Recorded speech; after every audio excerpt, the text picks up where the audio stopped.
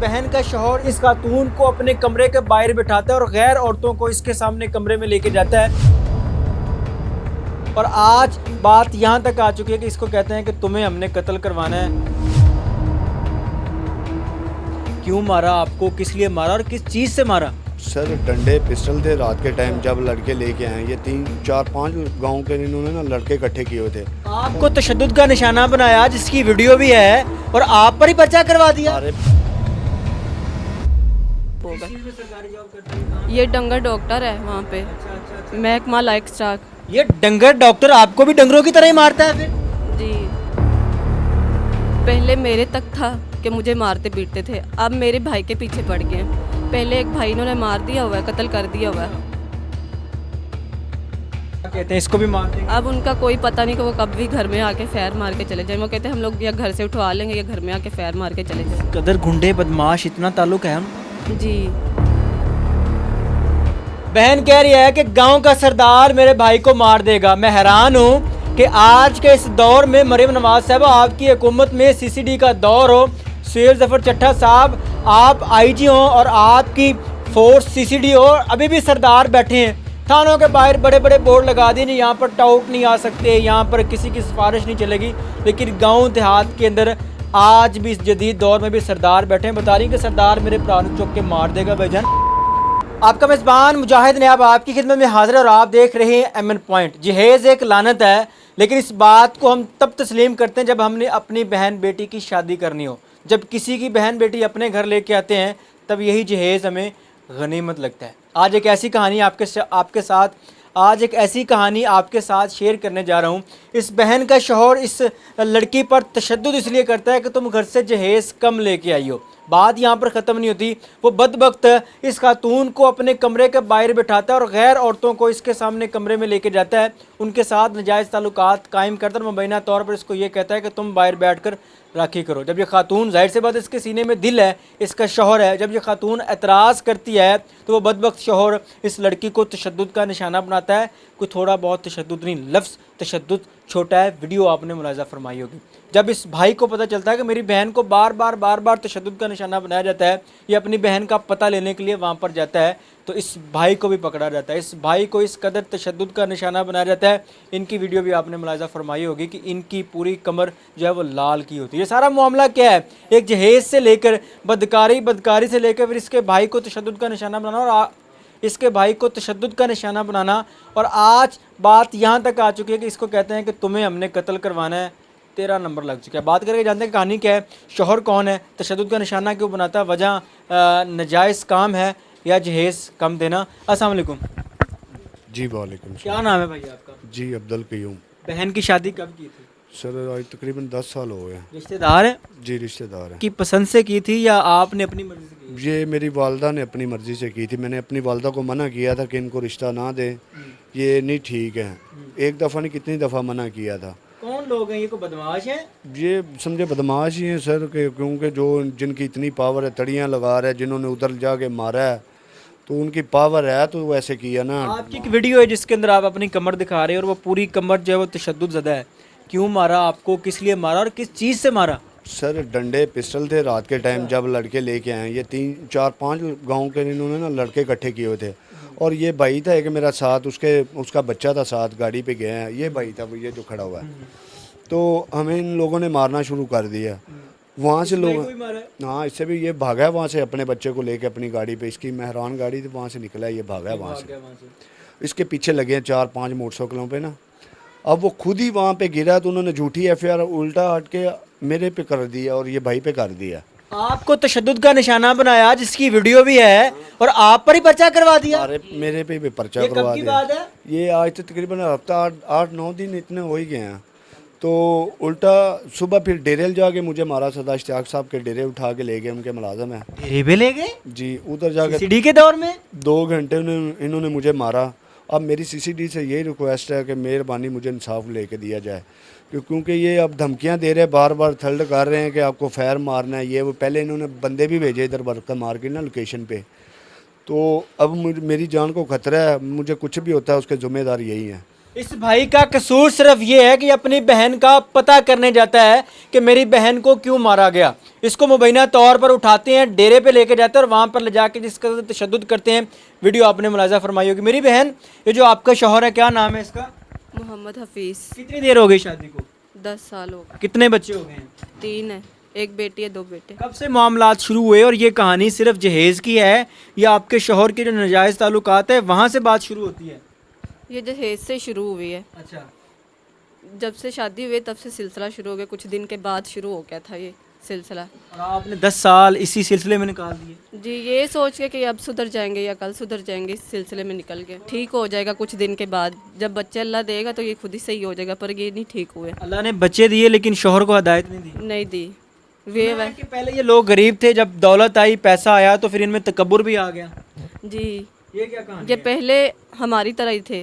अच्छा, नॉर्मल थे। जी, अब इनके पास पैसे आ गए क्योंकि इन्होंने अपने 2 बेटे सऊदीया में भेज दिए। अच्छा, और जो मेरा मियाँ है वो सरकारी जॉब करता है। ठीक है। इस वजह से अब इनके पास थोड़े से पैसे हैं तो अब इनको जो है ना हजम नहीं हो रहे। अब ये इनकी हवाई ख़राब हो गई। चीज़ में सरकारी जॉब करता है ये कहाँ? ये डंगर डॉक्टर है वहाँ पे, अच्छा अच्छा अच्छा। महकमा लाइक स्टाक। ये डंगर डॉक्टर आपको भी डंगरों की तरह ही मारता है फिर? जी, मुझे भी मारता पीटता था। क्या कहानी आप बता रही हैं कि आपको कमरे के बाहर बैठाते हैं और ख़ुद ये औरतें ला के उसको ला के कमरे में चला जाता है, ये क्या कहानी है? जी, ये इसकी अम्मी सारा जो भी करवाती रही ना, इसकी अम्मी करवाती रही। वो कहती थी कि ये खूबसूरत नहीं है, इसको छोड़ दो, इसको तलाक क्या दो। करते हैं, कैसे करते हैं, क्या कहानी? और ये खुद औरतें बाहर से लेके आता था, खुद अंदर चला जाता था, मुझे बाहर बिठा देता था। 2-2 3-3 घंटे बाहर ही नहीं आता था। जब आता था तो पूछती थी तो मारना शुरू कर देता था। उसकी अम्मी कहती थी कि इसको दबा के रखा करो, ये तुम्हारे आगे आवाज़ ना उठाए। बस इनका यही सिलसिला जारी रहा तब से अब तक। शौहर को गलत कार्य करते देख के जाहिर सी बात है बीवी हैं, आपके दिल में तकलीफ होती, वो पूछना आपका जुर्म बन जाता। जी, मारना शुरू कर देता था, पूछा क्यों है। अब क्या हुआ है, आज क्यों इस कदर तंग हो गई हैं कि कैमरे के सामने आना पड़ा? जहाँ पे 10 साल निकालिए बाकी भी निकाल लेती। इन्होंने मजबूर कर दिया। पहले बात और थी, पहले मेरे तक था कि मुझे मारते पीटते थे, अब मेरे भाई के पीछे पड़ गए हैं। पहले एक भाई इन्होंने मार दिया हुआ है, कत्ल कर दिया हुआ है। ये इन्होंने खुद बताया अपने मुंह से। जब मेरे भाई के लिए इस भाई के लिए धमकियाँ लगा रहे थे और इसे और बंदे भेजे थे ना यहाँ पे, तो तब वो कह रहे थे खुद अपने मुंह से कि पहले वाले को मारा तो क्या कर लिया, अब भी इसको भी मार देंगे तो तुम लोग हमारा कुछ नहीं कर सकते। हमारे पास बहुत पैसे, हम लोग 4 भाई हैं, एक मार देगा तो दूसरा छुड़ा के ले आएगा। वो लोग ये कहते हैं, पैसे के पीछे बस वो पागल हुए, वो कहते हैं हम कुछ भी कर सकते हैं। आप पर तशद्दुद किया गया, आपके भाई को मारा गया, आपने पुलिस के साथ कोई रब्ता नहीं किया? नहीं जी, डरती थी बस कि यही कि मेरे भाई को कुछ करना दे, पर वो उन्होंने कर दिया। और क्या कर दिया बताएं? उन्होंने मारा पीटा मेरे भाई को, जिस बात से मैं डर रही थी। अब इसलिए हम लोग मीडिया पे आए हैं कि किसी तरीके से हमें इंसाफ मिले, मेरे भाई को तो तहफ़्फ़ुज़ मिला जाए, क्योंकि वो मेरे भाई की जान के पीछे पड़ गए हैं। क्या कहते हैं, इसको भी मार देंगे? अब उनका कोई पता नहीं कि वो कब भी घर में आके फैर मार के चले जाएं। वो कहते हैं हम लोग या घर से उठवा लेंगे या घर में आके फैर मार के चले जाएंगे। कदर गुंडे बदमाश इतना ताल्लुक है उनका? जी, वो सिर्फ एक पैसे के सर पे और दूसरा गांव के जो सरदार है उनके सर पे कर रहे हैं। कौन सरदार है? आज के दौर में तो सरदारी सिस्टम खत्म हो चुका है। आप किस सरदार को सरदार मानती हैं? कौन सा सरदार है?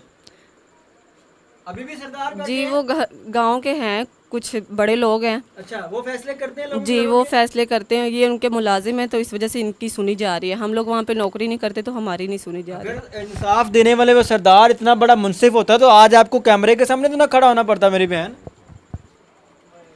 कौन सा सरदार है वो जिसके गांव की बेटी आज कैमरे के सामने खड़ी है, वो कहती है ये सरदार फैसले करता है? मैं अब बहुत सख्त अल्फाज बोल रहा हूँ ऐसे सरदार के लिए। इस सरदार ने कोई आपके हक में फैसला नहीं किया? नहीं जी, उन्होंने कोई नहीं किया। क्या नाम है सरदार का? मुझे सरदार इश्तियाक साहब हैं वो। अच्छा भाई, ये जो सरदार इश्तियाक है इसके डेरे पे आपको लेके गए?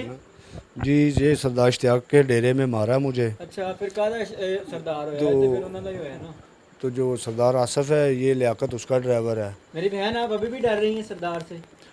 सर जो होना है वो होके रहना। अब ये जो आ गया आप डर रही हैं सरदार से? हाँ जी, मेरे भाई की जान को खतरा है, हम लोग इसलिए डरते हैं। हम लोग नाम भी नहीं डरते लेते, अगर इसे कुछ हो गया तो फिर हम लोग क्या करेंगे।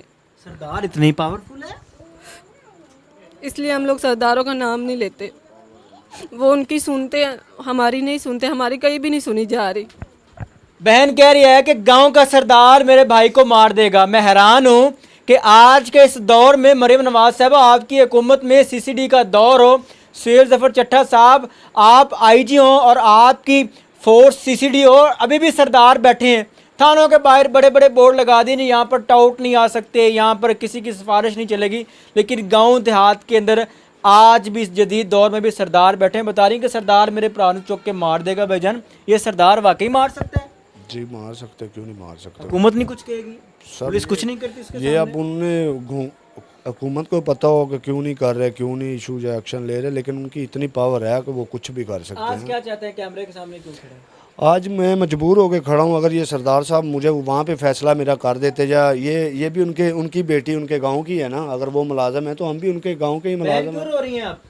ये हम दोनों को वहीं पे दे देते ना, हमारा मसला हल कर देते, हम दोनों की वहीं पे फरियाद सुन लेते तो हमें यहाँ मीडिया पे ना आना पड़ता।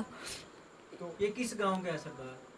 ये पत्तों की का गांव का नाम बताया ना, ताकि उसको पत्तों की वादन है, बड़ा सरदार है। पत्तों की वादन। वहाँ की है? वहाँ आदन गांव ਇਹ ਪਿੰਡ ਦਾ ਨਾਂ ਹੈਗਾ ਸਰਦਾਰ ਆਸਫ ਨਕਈ, MNA MPA ਨੇ ਉੱਥੋਂ ਦੇ, ਉਹਨਾਂ ਦਾ ਪਿੰਡ ਹੈ ਵਾਂ ਆਦਨ।